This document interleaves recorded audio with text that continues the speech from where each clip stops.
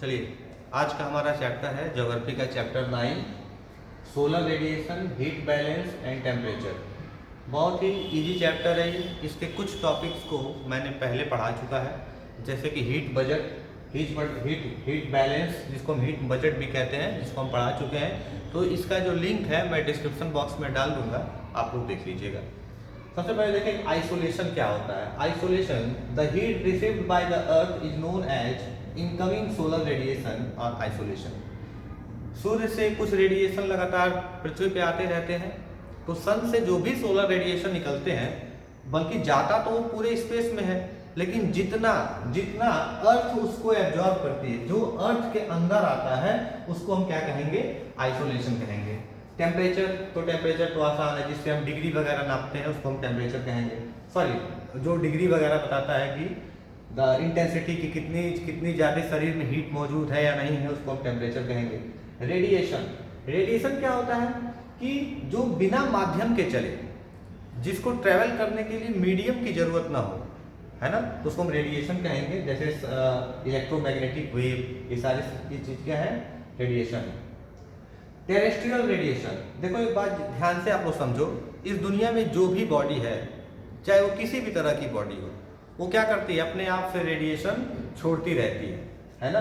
तो the heat is release by the surface of the earth in the form of long radiation wave is called terrestrial radiation. जो भी heat पृथ्वी absorb करती है ना, जो भी सोलर रेडिएशन अर्थ के सरफेस पे आता है, वो दोबारा रेडिएट होकर वापस चला जाता है। तो इसको हम क्या बोलेंगे? Terrestrial radiation.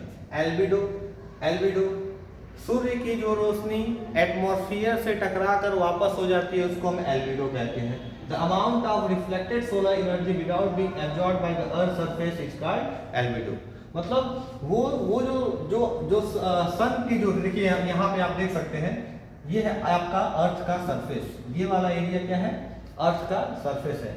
और ये जो येलो लाइन है वो इंडिकेट कर रहा है कि जो सन की रे है वो आ रही है, लेकिन अर्थ के सरफेस पे पूरी नहीं, मतलब कुछ लाइट ही आ रही है, जितनी ऊपर एटमॉस्फेयर से ही वापस वो रिफ्लेक्ट हो जा रही है। जो लाइट पृथ्वी को टच कर रही है वो तो ठीक है, लेकिन जो एटमॉस्फेयर से ही टकरा कर वापस हो जा रही है, यानी जो ये वाली लाइन जा रही है, इसको हम कहेंगे एल्बिडो। देखिए यहाँ पे बादल से टकरा कर कुछ लाइट, जैसे मान लो 100 यूनिट में लाइट आ रही है, तो 34 यूनिट उसका वापस जो हो जा रहा है एटमॉस्फेयर से टकरा के, उसको हम एल्बिडो कहेंगे।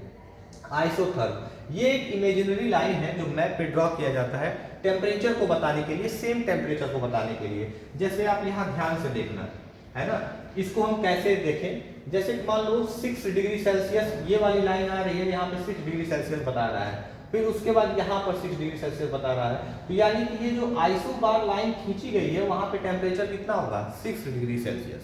जो सेम टेम्परेचर होता है, उसको इंडिकेट करने के लिए मैप पर एक आइसोथर्म एक खींच दिया जाता है, तो एक लाइन खींच जाती है जो टेम्परेचर को इंडिकेट करता है। Annual range of temperature, it is defined as the difference between the mean average temperature of the warmest and the coldest month। अब देखो एनुअल रेंज ऑफ टेम्परेचर क्या है कि अगर ठंडी का महीना है तो टेम्परेचर कितना जा रहा है, और गर्मी का महीना है तो नॉर्मली टेम्परेचर कितना पहुंच रहा है। तो जो इसके मेजरमेंट या डिफरेंस को बताए, उसको हम बोलते हैं एनुअल रेंज ऑफ टेम्परेचर। एपेहिलियन, सबसे ज्यादा आपका इंपॉर्टेंट आपका है एपेहिलियन और पेरिहिलियन का मतलब। देखो एपे का मतलब होता है आपका कि जो दूरी को दर्शाए, फारदेस्ट जो दूरी को बताए, उसको कहते हैं एप। और पेरी का मतलब जो नियरेस्ट चीजों को बताए, है ना, उसको हम कहते हैं पेरी। और हिलियन का मतलब होता है दूरी, है ना। तो ये हमारी सन है, और ये हमारी क्या है? अर्थ है, और ये भी हमारी अर्थ है, ये भी हमारी अर्थ है। तो इतनी ज्यादा अर्थ नहीं है, ये अर्थ का एक रिवॉल्यूशन दिखा रहा है सन के चारों ओर। तो आप देखेंगे जो हमारा अर्थ है वो सूर्य की परिक्रमा करते रहता है, इलिप्टिकल वे में करता है। जो उसकी ऑर्बिट होती है इलिप्टिकल होती है, यानी कि देखो अब यहाँ पे जब हमारा सन का ये वाला साइड फेज कर रहा है इस साइड में, तो आप देखेंगे यहाँ से लेकर जो सन की दूरी है 147 मिलियन किलोमीटर है। तो ये और लेकिन 4 जुलाई को जो हमारा सन है वो 152 मिलियन किलोमीटर की दूरी चला जा रहा है। तो यहाँ से लेकर 4 जुलाई की दूरी सन और पृथ्वी की काफी ज्यादा है, तो ये कहलाएगा एपीहीलियन। और 3 जनवरी को हमारी पृथ्वी और सन की दूरी कितनी हो जा रही है, 147 मिलियन किलोमीटर। तो ये इससे तो नजदीक ही है, तो ये कहलाएगा आपका पेरिहीलियन, ठीक है ना। और जब हमारे सन की लाइट डायरेक्ट इक्वेटर पे पड़ती है वो हम कहेंगे इक्विनॉक्स, है ना। और ये आपका लाइन ऑफ सोलिस्टिस कहलाएगा कब, जून और दिसंबर में। जून और दिसंबर में यहाँ पे देखो ये हमारा सदर्न हेमिस्फीयर है। जब सदर्न हेमिस्फीयर पे सूर्य की लाइट परपेंडिकुलर पड़े, यहाँ पे देखिए ये हमारी अर्थ है, ये उसका नॉर्दर्न हेमिस्फीयर है और नीचे वाला सदर्न हेमिस्फीयर है। और सन की जो रे है वो डायरेक्ट सदर्न हेमिस्फीयर पड़ रही है 21 जून को। और इस समय गर्मी बहुत ज़्यादा होती है और दिन भी काफ़ी बड़ा होता है। लेकिन विंटर के समय में देखिए 31 दिसंबर को हमारी जो सन की रे है वो सीधे कहाँ पड़ रही है, नॉर्दर्न हेमिस्फीयर पे। अब भैया ये वाला घूम के ये वाला ऐसे रिवॉल्व करते करते आता है और यहाँ पे नॉर्दर्न हेमिस्फीयर पे लाइट पड़ती है। तो यहाँ पे क्या हो रहा है, सॉरी ये वाला नॉर्दर्न हेमिस्फीयर है और ये वाला सदर्न हेमिस्फीयर है। तो 21 दिसंबर में सदर्न हेमिस्फीयर पे सन की लाइट पड़ती है ज़्यादा, इसीलिए हमारे वहाँ नॉर्दर्न हेमिस्फीयर पे क्या होती है, गर्मी होती है, ठंडी होती है। और यहाँ पे यहाँ पे सदर्न हेमिस्फीयर पे नहीं बल्कि नॉर्दर्न हेमिस्फीयर पे लाइट पड़ रही है, इसीलिए हमारे वहाँ जून के महीने में क्या होता है, गर्मी होता है। स्पेसिफिक हीट को थोड़ा सा यहाँ समझ लो, मैं आपको यहाँ बता दे रहा हूँ स्पेसिफिक हीट क्या होता है। जैसे कि मान लो ये कोई सब्सटेंस है ना, ये कोई भी आयरन ही समझ लो, है ना, ये कोई सब्सटेंस है और ये 1 ग्राम का है, ये 1 ग्राम का ये है और इसका टेम्परेचर मान लीजिए 5 डिग्री सेल्सियस है। इसका टेम्परेचर कितना है, 5 डिग्री सेल्सियस। हम क्या करते हैं, इसमें आग लगा देते हैं। इसमें हमने क्या किया, आग लगा दिया, है ना, इसमें हमने आग लगा दिया और आग लगाने के बाद इसका टेम्परेचर हमने कर दिया, इसी सब्सटेंस का हमने टेम्परेचर कर दिया 6 डिग्री सेल्सियस। पहले तो इसका नॉर्मल टेम्परेचर था 5 डिग्री सेल्सियस। अब हमने इसमें आग लगाया और इसका टेम्परेचर हो गया 6 डिग्री सेल्सियस। तो जितना कैलोरी एनर्जी मैंने खर्च किया है 1 डिग्री सेल्सियस को बढ़ाने के लिए, वही इसका स्पेसिफिक हीट है ना। तो डेफिनेशन याद कर लेंगे, specific heat is the energy needed to raise the temperature of 1 gram of substance by 1 Celsius. अगर किसी 1 ग्राम सब्सटेंस का 1 डिग्री सेल्सियस अगर हम बढ़ा रहे हैं तो जितनी एनर्जी का यूज कर रहे हैं बढ़ाने के लिए, वो उसका क्या हो जाएगा, स्पेसिफिक हीट हो जाएगा। लू आप सभी लोग जानते हैं, हमारे यहाँ की सीजनल लोकल विंड है जो गर्मियों में बेसिकली बहती है भारत में, है ना। प्लैंक लॉ क्या कहता है कि Planck law state that the hotter a body the more energy it will radiate and the shorter the wavelength of the radiation. अब देखिए ध्यान से, प्लैंक लॉ ये कहता है कि जो बॉडी जितनी ज्यादा गर्म होगी उससे उतनी ज्यादा एनर्जी रेडिएट होगी, रेडिएशन के रूप में निकलेगी, लेकिन उसका वेवलेंथ क्या होगा, काफी छोटा होगा। एयर ड्रेनेज क्या होता है, the downslope movement of relatively cold air and it's replacement bye warmer air in the valley bottoms is called air drainage. अगर मान लो ये कोई वैली है, ठीक है ना, यहाँ से ठंडी हवा नीचे आ रही है और गर्म हवा यहाँ देखो। अब लेकिन यहाँ इस वैली के अंदर क्या है, पानी है। तो बेसिकली अगर यहाँ पे अगर मैं आपसे कहूँ यहाँ पे अगर गर्मी है तो क्या होगा, यहाँ की सारे मॉलिक्यूल नजदीक आ जाएंगे, एयर के मॉलिक्यूल काफी क्या होंगे, नजदीक आएंगे। जो नजदीक आएंगे मॉलिक्यूल, तो यहाँ पे डेवलप क्या होगा, लो प्रेशर डेवलप हो जाएगा। यहाँ पे डेवलप हो जाएगा लो प्रेशर। जब लो प्रेशर डेवलप होगा तो पानी इवेपोरेट भी होगा, यहाँ से, और ये वाष्प जो है ऊपर की ओर जाने लगेगा, गर्म हवा जाने लगेगी। तो जो वैली की ठंडी हवाएं हैं वो क्या होंगी, इनकी जगह को भरने के लिए आ जाएंगी और फिर यही ठंडी हवाएं फिर गर्म होकर यहाँ पे ऊपर हो जाएंगी। तो इसको हम क्या कहते हैं, एयर ड्रेनेज बोलते हैं। कंटिनेंटलिटी का मतलब समुद्र की हवाएं कंटिनेंट की ओर आ रही है हमारे, है ना, और फिर यहाँ पे गर्म होकर ऊपर की ओर उठ जा रही है। तो इस प्रोसेस को हम कहते हैं कंटिनेंटलिटी।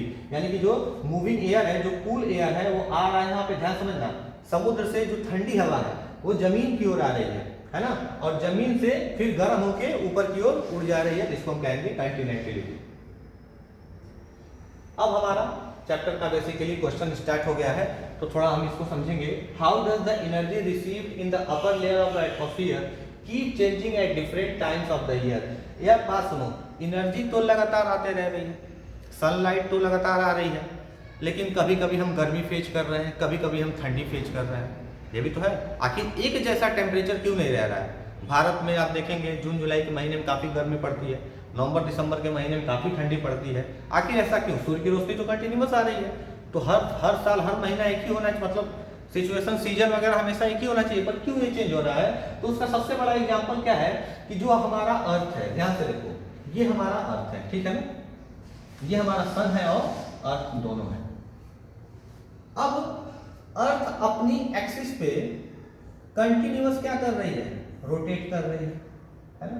अर्थ हमारी अपनी एक्सिस पे कंटिन्यूअस रोटेट कर रही है।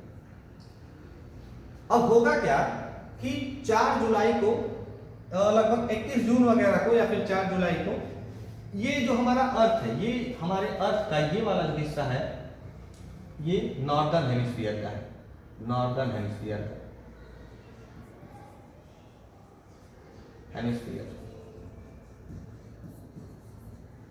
और ये वाला जो हिस्सा है जहां यहाँ पे आप हल्का सा डार्क देख रहे होंगे, ये साउदर्न हेमिस्फीयर का है। सेम उसी तरह जो ये वाला हिस्सा है वो साउदर्न हेमिस्फीयर का है। मैं हेमिस लिखकर डैश कर रहा हूँ, साउदर्न।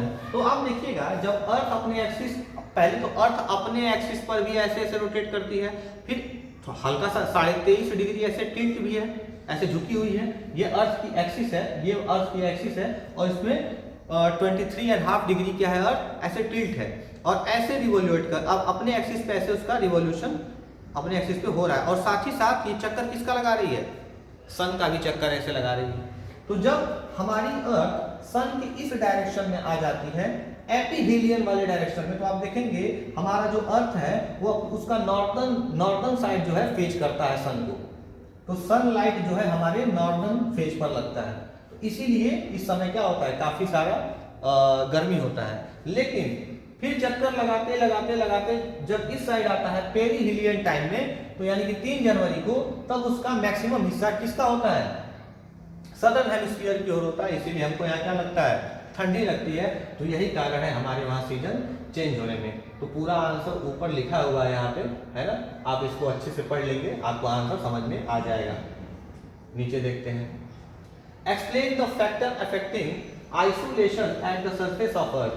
हमें वो सारे फैक्टर बताइए जो पृथ्वी पर आइसोलेशन को अफेक्ट कर रहा है, यानी कभी गर्मी पड़ रही है, कभी ठंडी पड़ रही है। ध्यान से देखिए आप, पहला, the rotation of the earth on its axis. Earth अपने एक्सिस पे खुद रोटेट कर रही है, अर्थ अपने एक्सिस पे खुद ऐसे रोटेट कर रही है, और सन का भी रिवॉल्यूशन कर रही है। तो the fact that the earth on its axis make an angle of 66.5 with the plane of its orbit round the sun has greater influence on the amount of isolation received at different latitude। ध्यान से देखो, अर्थ अगर झुकी नहीं होती है ना, अर्थ अपने, है ना, अपने जो है पृथ्वी से, जैसे हम कह सकते हैं या तो 66.5 जो है ये झुकी हुई है अपने पूरे के पूरे ऑर्बिट पर, है ना, नहीं तो ये बोल देंगे कि ये नॉर्थ की ओर 23 है, तो ये 23.5 झुकी हुई है। तो अगर पृथ्वी ऐसे हल्की सी टिल्ट है, ऐसे हल्की सी टिल्ट है, तो आइसोलेशन कुछ हिस्सों पर पड़ता है और कुछ हिस्सों पर नहीं होता है। जो सन की रे है, जो गर्मी है, वो अर्थ के कुछ हिस्सों पे पड़ता है और कुछ हिस्सों पर नहीं पड़ता है। तो इसी वजह से कहीं पे गर्मी रहती है, लेकिन तो किसी क्षेत्र में ठंडी रहती है। अगर आप यहाँ पे देखेंगे तो पोल्स पे लाइट, जैसे देखो, अर्थ, जैसे मैं आपको यहाँ पे बना के समझा दे रहा हूँ, ये मान लीजिए हमारा सन है, ये हमारा क्या है? सन है, और ये हमारी अर्थ है, और ये अर्थ का पोल है, ये अर्थ का पोल है। लेकिन हमारी अर्थ ऐसे झुकी हुई है और ऐसे चक्कर लगा रही है, इस तरीके से चक्कर लगा रही है। तो चक्कर लगाने की वजह से आप एक चीज ध्यान दोगे, जो सूर्य की जो लाइट है वो ऐसे पड़ रही है। अब देखो, झुकाव की वजह से, है ना, झुकाव की वजह से इस वाले पोल पर तो लाइट गई, यहाँ पर तो लाइट गई, पर इस वाले पोल पर लाइट जा ही नहीं रही। जब लाइट नहीं जा रही है तो यहाँ पर 6 महीना दिन और 6 महीने रात रहेगी।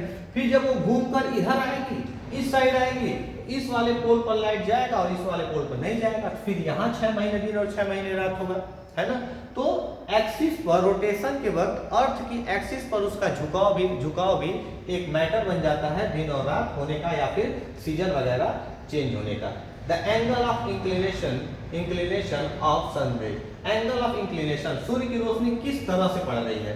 अगर सीधी पड़ेगी, अर्थ के जिस हिस्से में सीधी पड़ेगी वहां पे ज्यादा गर्मी होगी, लेकिन जहां पर तिरछी पड़ेगी, है ना, जैसे हमारा जो सन है वो कहाँ पड़ता है, इक्वेटर पे, Tropic of Cancer, Tropic of Capricorn, इतने ही दूर में रोशनी पड़ेगा, लेकिन उसके ऊपर पोल्स की ओर तो तिरछी लाइट जाएगी, है ना। या फिर ट्रॉपिक ऑफ कैंसर के ऊपर तिरछी लाइट जाएगी, ट्रॉपिक ऑफ कैप्रिकॉर्न के नीचे तिरछी लाइट जाएगी। तो तिरछी लाइट जाएगी वहां पे ज्यादा मौसम उतना अच्छा नहीं रहेगा, गर्मी वगैरह ज्यादा नहीं होगी। तो एक ये है the transparency of atmosphere, atmosphere का ट्रांसपेरेंसी मतलब कितना अर्थ एब्जॉर्ब कर रहा है सनलाइट को। सनलाइट का कुछ रिफ्लेक्शन ओजोन लेयर से ही हो जाता है, कुछ रिफ्लेक्शन आपका कुछ लाइट को अर्थ एब्जॉर्ब कर लेती है अपने अंदर, है ना, और कुछ जो है एटमॉस्फेयर से ही टकरा कर वापस हो जाता है। एक ये भी मैटर बनता है। Duration and length of the day, है ना, कि ड्यूरेशन कितना है, दिन की लंबाई कितनी है। देखो जब इक्वेटर पे लाइट डायरेक्ट पड़ेगी तो दिन की लंबाई ज्यादा होगी, कम पड़ेगी तो लंबाई कम होगी, है ना। The configuration of the land, और लैंड का सबसे बड़ी बात कन्फिग्रेशन कैसा है, किस तरह अर्थ कितना, अर्थ पे क्लाउड कितना है ना। ज्यादा क्लाउड होगा तो सूर्य की रोशनी ज्यादा तो अर्थ पे आएगी नहीं, ऊपर से ऊपर अपनी चली जाएगी। तो ये आपका 5 फैक्टर जो है ये इस क्वेश्चन का आंसर हो जाएगा, है ना, कि explain the factor affecting isolation at the surface of earth. अगला क्वेश्चन हमारे पास क्या है, discuss the process through which earth and atmosphere system maintain heat balance. हमको एक ऐसा प्रोसेस बताना है जो अर्थ और एटमॉस्फेयर हीट बैलेंस करता है। ध्यान से आप इसको समझ लो थोड़ा सा। ये क्वेश्चन मैंने आपको मैं एक लिंक डालूंगा, उस लिंक में आपको इसका आंसर मिल जाएगा, लेकिन मैं थोड़ा थोड़ा बता दे रहा हूँ आपको, है ना। कि जैसे कि मान लीजिए करोड़ों सालों से सन से रे जो है पृथ्वी के अंदर आ रहा है, लेकिन फिर भी पृथ्वी का टेम्परेचर, एवरेज टेम्परेचर 15 या 16 डिग्री सेल्सियस है। ना तो ये बढ़ रहा है ना तो ये घट रहा है। इसका मतलब ये कि जितनी सनलाइट आती है अर्थ पे उतनी ही वापस चली जाती है ना। तो वही सारे, पहले तो टेरेस्ट्रियल रेडिएशन, पहले जो सन की लाइट आती है वो क्या होती है, अर्थ पर टकरा कर वापस हो जाती है। अर्थ जितना एब्जॉर्ब करता है, फिर दिन भर क्या होता है, रेडिएशन वापस होता रहता है, ये निकल जाता है बाहर। दूसरा आपका है प्रोसेस कंडक्शन। जब सूर्य की रोशनी पड़ेगी तो कुछ एयर को भी तो गर्म करेगी, तो एयर भी क्या करता है, गर्म होकर हल्की हो जाती है और उस पूरी एनर्जी को अपने साथ वापस लेकर ऊपर चला जाता है। तीसरा प्रोसेस आपका है कन्वेक्शन, सेम प्रोसेस कन्वेक्शन, है ना। यहाँ कंडक्शन में क्या होगा, कंडक्शन में होता क्या है कि ठंडी हवा गर्म हो जाती है और ऊपर चली जाती है। कन्वेक्शन में क्या होता है, सेम चीज होता है कि ट्रांसफर ऑफ हीट हो जाता है, जैसे आता है और फिर यहाँ पे नदियों में, तालाबों को, हवाओं को गर्म कर और सीधे ऊपर उठ जाता है। उसके बाद ये किया horizontal transfer of heat, the transfer of heat through horizontal movement of air. अब देखो ध्यान से, हमारा जो एयर है ना ऐसे मूव करता रहता है ना, ऐसे मूव करता रहता है। तो जैसे मान लो यहाँ पे तो पानी गिर रहा है, यहाँ पे ठंडी है, लेकिन जब मूव करते करते जहाँ पे सनलाइट ज्यादा है वहाँ पे एयर क्या हो जाएगा, गर्म हो जाएगा। जब गर्म हो जाएगा तो वाटर वेपर को लेके ऊपर जाएगा, ऊपर बादल बना लेगा और पानी गिर जाएगा, लेकिन जो हीट एनर्जी है वो वापस चली जाएगी। तो ये जो आपके सारे प्रोसेस है। अब देखिए नेक्स्ट क्वेश्चन आपका है, atmosphere gets heated up indirectly by terrestrial radiation and not directly by sun ray. ये तो एकदम अच्छा क्वेश्चन है कि जो हमारा एटमॉस्फेयर है वो सनलाइट से नहीं, जो सूर्य की रोशनी जो आ रही है उससे नहीं हीट होता है, बल्कि जो अर्थ का सरफेस जब हीट होता है तब हीट होता है। तो बिल्कुल सही है, इसको आप यहाँ समझो। जैसे कि मैं आपको ऐसे बता दे रहा हूँ, थोड़ा सा आपको समझने की जरूरत है। एक मिनट, यहाँ पर आपको एक बार मैं लाकर समझा देता हूँ।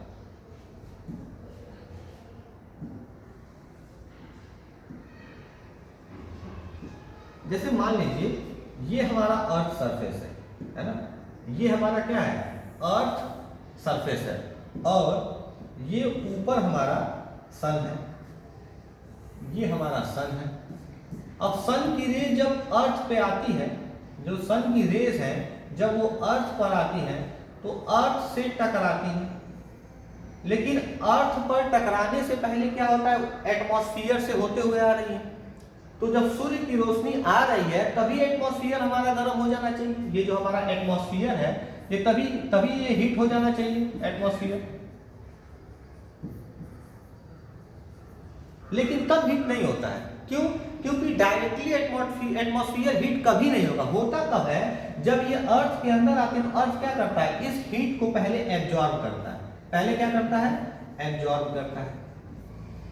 अब ये जितना एब्जॉर्ब कर पाता है कर लेता है, बाकी सारी रोशनी को ये दोबारा वापस रेडिएशन को क्या करता है, वापस कर देता है।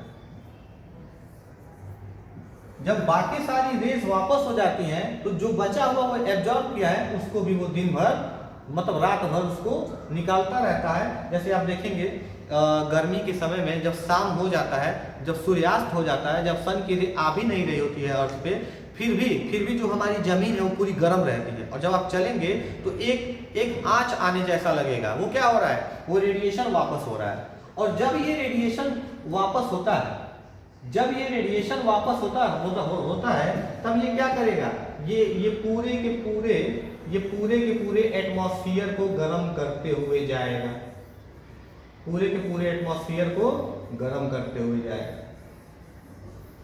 जब ये एटमॉस्फेयर को गर्म करेगा तो सबसे नीचे वाले हिस्से का टेम्परेचर ज्यादा होगा। मान लो यहाँ पे 20 डिग्री सेल्सियस होगा, उसके मान लो कह रहा हूँ है ना, मान लीजिए यहाँ पर 20 डिग्री सेल्सियस है, लेकिन फिर ये 50 डिग्री सेल्सियस भी हो सकता है। मान लीजिए आप यहाँ पे खड़े हैं तो ये मान लीजिए 20 डिग्री सेल्सियस, इसके और ऊपर जाएगा तो इसका इंटेंसिटी खत्म हो जाएगा। तो यहाँ पे 15 डिग्री सेल्सियस, यहाँ पे 14 डिग्री सेल्सियस, और एक समय आएगा जो ऊपर जो है बिल्कुल ठंडा हो जाएगा और ऊपर जो है माइनस में चला जाएगा, माइनस समथिंग कुछ भी हो। तो ऊपर जो है, ऊपर एकदम ज़्यादा ठंडा हो जाएगा। इसीलिए अगर यहाँ पर माउंटेन है, अगर यहाँ पर माउंटेन है और अगर आप यहाँ पे खड़े हैं तो आप देखेंगे, आपको देखने को मिलेगा कि माउंटेन पे क्या है, बर्फ, आइस जमा हुआ है, लेकिन नीचे आपको धूप लग रही है। तो वो जो नीचे आपको गर्मी हो रही है, तो गर्मी क्यों हो रही है, इसी वजह से। एटमॉस्फेयर आते वक्त हीट नहीं होता है, जो रेडिएशन वापस जाता है वो एटमॉस्फेयर को हीट करता है। तो ये आपका सिंपल सा आंसर है। मैंने YouTube पर ही पढ़ाया हुआ है उस चैप्टर को हीट बजट नाम से, हीट बजट नाम से। मैं इसका डिस्क्रिप्शन जो है, डिस्क्रिप्शन में इसका लिंक डाल दूंगा, आप इसको एक बार देख लीजिएगा, आपको एक पूरी तरह से समझ में आ जाएगा। आगे चलते हैं हम।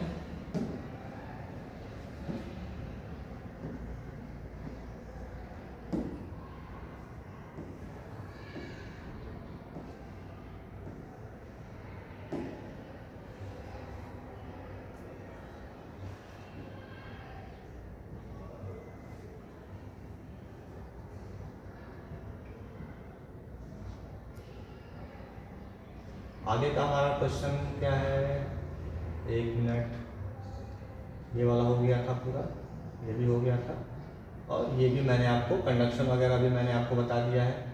इसका भी आंसर मैंने आपको दे दिया है ना। इसका ये देखिए, ये थोड़ा सा समझना है।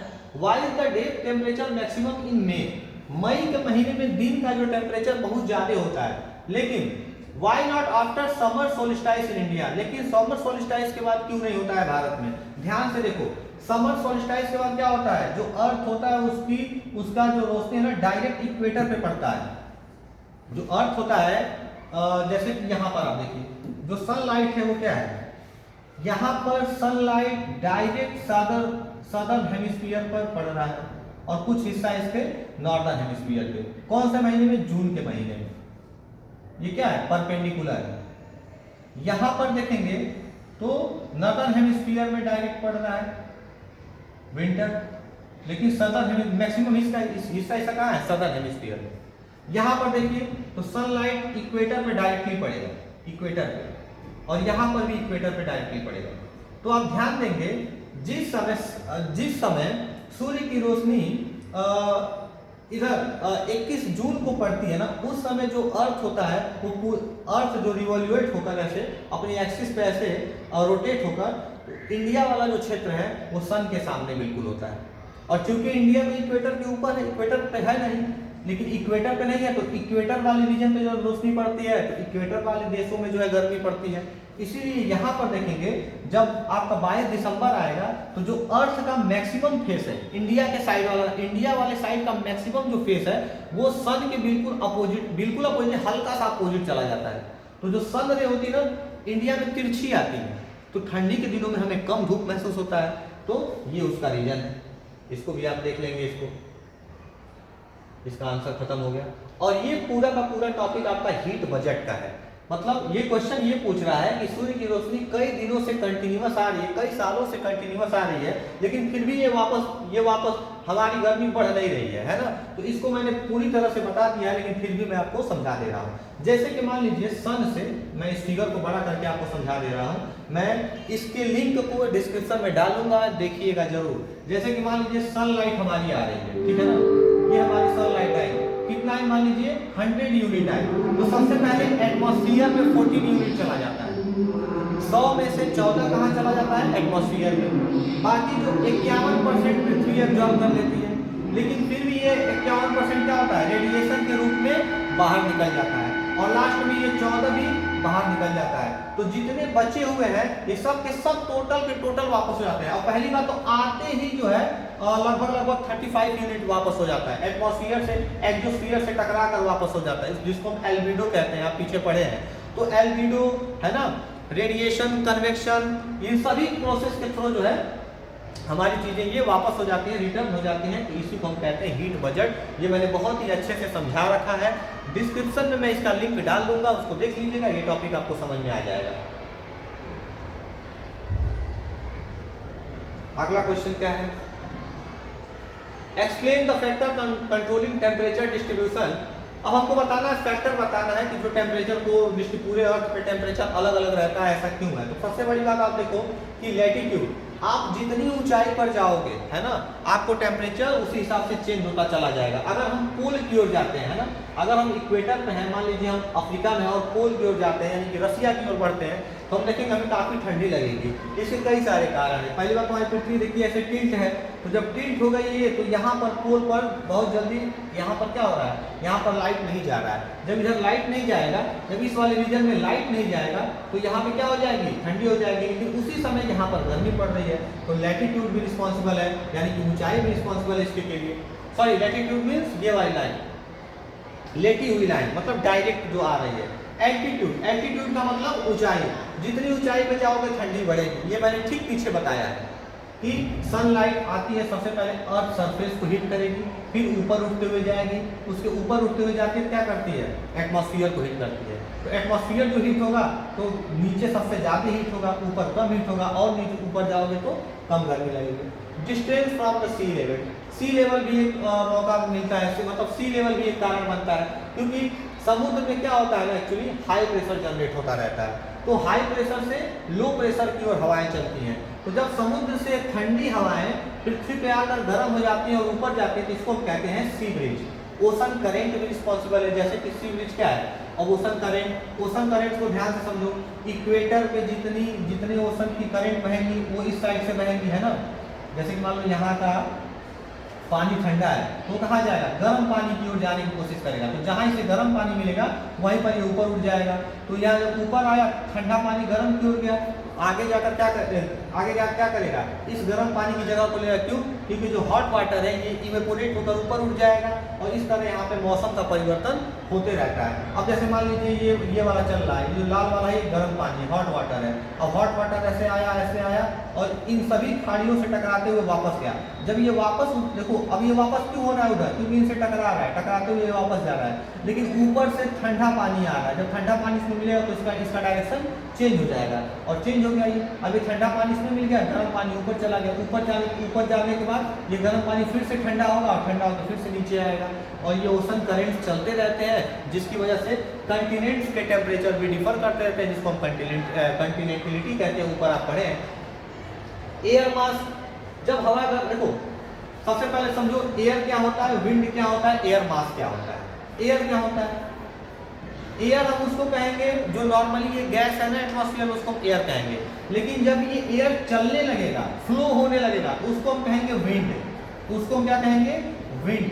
और जब ये एयर बहुत ही अधिक मात्रा में क्लाउड लेकर चलेगा तो उसको हम क्या बोलेंगे, एयर मास, है ना, एयर मास। तो जब बहुत ही ज़्यादा क्लाउड जाएगा और उसकी डेंसिटी बढ़ती चली जाएगी और उसमें इवेपोरेशन हो जाएगा, मतलब इवेपोरेट होकर उसमें पानी की बूंदें आ जाएंगी तो बारिश कराएगा। तो ये भी हमारे यहाँ टेम्परेचर को बदलते रहता है। और सबसे बड़ी बात क्या है, रिलीफ फीचर। हम पृथ्वी पर देखेंगे तो कहीं भी हमें पहाड़ देखने को मिलेगा, कहीं समतल जमीन देखने को मिलेगी और कहीं पे पानी देखने को मिलेगा। तो पानी पे लगातार इवेपोरेशन होगा, पहाड़ों पे बर्फ जमी रहेगी और जमीन पर गर्मी होता रहेगा। तो ठंडे से गर्म की ओर हवाएं चलती रहेंगी, ठंडी से गर्म की ओर हवाएं चलती रहेंगी। तो ये एक रिलीफ फीचर भी इसका एक कारण है।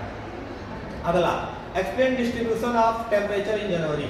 अब जनवरी में टेम्परेचर कैसा रहता है, तो नॉर्थर्न हेमिस्फीयर पे देख लो, यहाँ पे नॉर्थर्न हेमिस्फीयर लैंड पास, नॉर्थर्न हेमिस्फीयर में लैंड पास कूलर होता है ना। ओशन भी क्या होगा, ठंडा होगा, ठंडी काफी ज्यादा लगेगी, है ना। लेकिन सदर्न हेमिस्फीयर पे उसी टाइम क्या होगी, गर्मी होगी, है ना। तो दूसरा, the pressure of warm ocean current gulf stream and north Atlantic drift make the northern hemisphere Atlantic warm वापर। और कुछ प्रेशर जो वार्म करंट के जो प्रेशर होते हैं उसकी वजह से जो हमारा अटलांटिक ड्रिफ्ट है या फिर हमारा नॉर्दर्न हेमिस्फीयर, उसकी आइसोथर्म लाइन जो है हमेशा वार्म रहेगी। तो ये उसका डिफरेंस है। ये सारा डिफरेंस मैंने ये जो आपको पहले यहाँ पर बताया है ना कि नॉर्दर्न हेमिस्फीयर में क्या होगा, सदर्न हेमिस्फीयर में क्या होगा, मैंने आपको यहाँ बताया है। यही सेम आंसर आप वहाँ पे लगा देंगे, आपका ये टॉपिक क्लियर हो जाएगा। Next, why is annual range of temperature high in Siberian plain. Siberian plain में टेम्परेचर बहुत ज्यादा हाई क्यों होता है? साइबेरियन प्लेन का मतलब, साइबेरियन प्लेन का मतलब, साइबेरियन प्लेन में आपको ऐसे समझा दे रहा हूँ। यहाँ पर साइबेरियन प्लेन की बात किसकी की जा रही है? यहाँ पर साइबेरियन प्लेन की बात रसिया की जा रही है कि रसिया का ये प्लेन हमेशा ठंडा क्यों होता है। जैसे अगर ये ऊपर आप रसिया को देखेंगे, अगर ऊपर हम रसिया को ध्यान से देखें, मान लीजिए ये रसिया है ना, जैसे ये मान लीजिए ऊपर का पूरा हिस्सा रसिया का, तो ये यूराल माउंटेन, यूराल माउंटेन के ईस्ट की ओर पूरा का पूरा साइबेरिया है। तो बोल रहा है ये साइबेरिया का क्षेत्र हमेशा ठंडा क्यों रहता है? कारण यह है पोल के काफी, ये साइबेरिया है, ये पोल के काफी नजदीक है, ये ऊपर हमारा अटलांटिक ओशन है, तो पोल के काफी नजदीक है। और क्योंकि पृथ्वी ऐसे तिरछी है तो सूर्य की रोशनी जो पड़ रही है वो इस प्लेन में बहुत कम पड़ती है और मैक्सिमम तिरछी जाती है। पोल के सबसे ज्यादा नजदीक होने के कारण इसका टेम्परेचर -16 से -16 डिग्री सेल्सियस से लेकर -70 डिग्री सेल्सियस पहुंच जाता है। बहुत ही भीषण ठंडी होती है यहाँ पे। आइसोथर्म लाइन में भी आप देख लीजिए, आइसोथर्म लाइन यहाँ पर बहुत ज्यादा इम्बैलेंस होती है। Explain the distribution of temperature in July. जुलाई के समय में डिस्ट्रीब्यूशन कैसा होता है? तो जुलाई के समय में आप देख लेंगे, जुलाई के समय में इंडिया में आप देखिए लगभग 30 डिग्री सेल्सियस का टेम्परेचर होता है पूरे भारत में। और ये आइसोथर्म लाइन क्या बता, देखो ये लाइन, देखो ये जो लाइन जा रही है आइसोथर्म की, ये वाली लाइन आप ध्यान से देखिए। जुलाई के समय में ये जुलाई का आइसोथर्म बना हुआ है। आप देखेंगे जुलाई के समय में ऊपर जो है इस साइड अमेरिका के साइड आपका लगभग 10 डिग्री सेल्सियस होता है और ये यूरोप वगैरह में भी 10 होगा, ये ऊपर रसिया में भी 10 होगा। लेकिन जब हम इंडिया की बात करेंगे तो जुलाई के समय में ये होता है 20 से 30 डिग्री सेल्सियस और अफ्रीका में 30 डिग्री सेल्सियस। और पूरे के पूरे इंडिया में देखिए ये आइसोथर्म लाइन है, अफ्रीका की आइसोथर्म लाइन और इंडिया की आइसोथर्म लाइन सेम है, ऐसे सेम है। देखिए ये पूरा का पूरा 30 डिग्री सेल्सियस होता है। क्यों? क्योंकि सन रे यहाँ पर डायरेक्ट इक्वेटर पे पड़ता है और हम इंडिया पूरा इक्वेटर के बिल्कुल नजदीक है। ये देखिए ये इक्वेटर वाली लाइन है और देखिए इंडिया इससे कितने नजदीक, ये आपका इंडिया है, कितना नजदीक है ना। तो मान लो यहाँ एक बात कह रहे हैं, मान लो यहाँ पर सन है, इक्वेटर पर डायरेक्ट लाइट पड़ रही है और लाइट ट्रॉपिक ऑफ कैंसर तक सन जाता है, तो ट्रॉपिक ऑफ कैंसर तक ये पूरा लाइट एकदम सीधी सीधी जाएगी, इसीलिए इंडिया में जो है काफ़ी गर्मी होती रहती है। आगे देखते हैं, what is inversion of temperature. Inversion of temperature का मतलब क्या होता है? When and what reason does it place inversion of temperature. तो पहले समझते हैं inversion of temperature. Normal condition क्या होता है, ध्यान से देखो। नॉर्मल कंडीशन में क्या होगा कि वार्म एयर ऊपर जाएगी, ऊपर कोल्ड एयर है वो नीचे आएगी। लेकिन इन्वर्जन में क्या होता है कि जब कोल्ड एयर ही ऊपर चली जाए और वार्म एयर नीचे आ जाए, ऐसा होगा कब? ऐसा होता कब है? जैसे कि मान लो ये इंडस्ट्रीज वगैरह है, यहाँ पे आप बता रहे हो this is the most common type of temperature inversion. It occur evenly in relatively plain surface along winter night with clear sky and still air is ideal situation for inversion. जैसे ध्यान से देखो, मैं टेम्परेचर इन्वर्जन को थोड़ा आसान भाषा में आपको समझा दूँ। जैसे कि मान लीजिए ये लैंड सरफेस है, ये लैंड सरफेस है ना, और यहाँ पे आप खड़े हैं, यहाँ पर क्या है? पानी है, ये पानी है। मान लीजिए ये कनाडा है, जहाँ आप खड़े हैं वो कौन सा क्षेत्र है? कनाडा। ये आपका कनाडा है, और जहाँ आप खड़े वहाँ का टेम्परेचर कितना है? -5 डिग्री सेल्सियस, -5 डिग्री सेल्सियस। काफी ठंडा है यहाँ पे, बहुत ज्यादा ठंडा है। और यहाँ से एक गर्म हवा आ रही है, इस ओशन से सी ब्रीज चल रहा है, एक गर्म हवा आई। जब गर्म हवा आएगी तो ये ऊपर का जो देखो, एक तो हवा दो तरह से आती है, एक तो सीधे सामने से, और ऊपर भी तो हवा चलती है, हवाएं तो ऊपर भी चलेंगी, है ना। एक गर्म हवा आई यहाँ से गुजरी, ये गर्म हवा कितने डिग्री सेल्सियस की है? मान लीजिए है आपकी 7 डिग्री सेल्सियस की। ये 7 डिग्री सेल्सियस मतलब इससे तो ज़्यादा गर्म है, हवा तो ये भी ठंडी है, लेकिन ये -5 डिग्री सेल्सियस है, यानी ये बहुत ज़्यादा ठंडा है, ये कम ठंडा है। तो इसकी अपेक्षा में ये क्या है? गर्म है। तो जब ये इधर से गुजरेगा तो यहाँ के टेम्परेचर को बढ़ाएगा कि नहीं बढ़ाएगा? तो ये -, डिग्री सेल्सियस से ये कितना पहुँच जाएगा? 1 डिग्री सेल्सियस। अब बताओ क्या हुआ? टेम्परेचर घटा कि बढ़ा? ऊपर जाते वक्त टेम्परेचर घटना चाहिए, लेकिन यहाँ क्या हो रहा है? टेम्परेचर बढ़ रहा है। तो टेम्परेचर, इसी को हम कहते हैं क्या? इसको हम क्या बोलेंगे? Temperature inversion. इसको हम कहेंगे क्या? Ground temperature inversion. जब सरफेस का टेम्परेचर बढ़ जाए, है ना, घटने की बजाय बढ़ जाए, तो हम उसको क्या कहेंगे? Temperature inversion. ये आपका फ्रंटल इन्वर्जन, ये भी सेम चीज है ना, जो अभी मैंने आपको बताया, सेम चीज, ये भी बहुत ज्यादा अंतर नहीं है।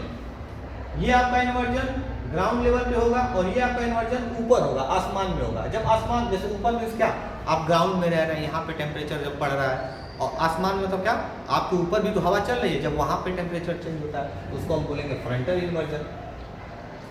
टेम्परेचर में वैली में किस तरह टेम्परेचर चेंज होता है ना, वार्म एयर ऊपर गया, ठंडी हवा नीचे आई। यहाँ पे माउंटेन क्या हुआ? गर्म हुआ, जब गर्म होने पर क्या होगा? ठंडी हवा ऊपर जाएगी और नीचे आएगी, तो ये आपका होगा वैली का, है ना। समुद्र में भी सेम चीज होता है। देखो यहाँ थोड़ी दिक्कत होगी, अगर इंडस्ट्रीज वगैरह रहेंगी,